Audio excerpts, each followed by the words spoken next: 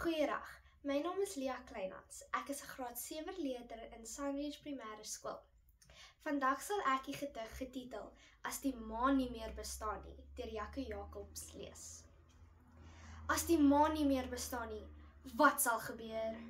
Sal skoolkinders steeds van die maanlanding leer?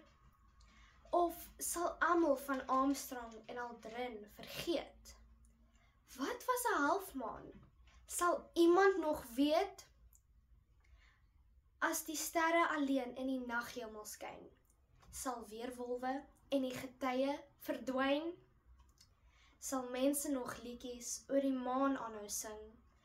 Waaroor sal die koei in daai reimpie dan spring?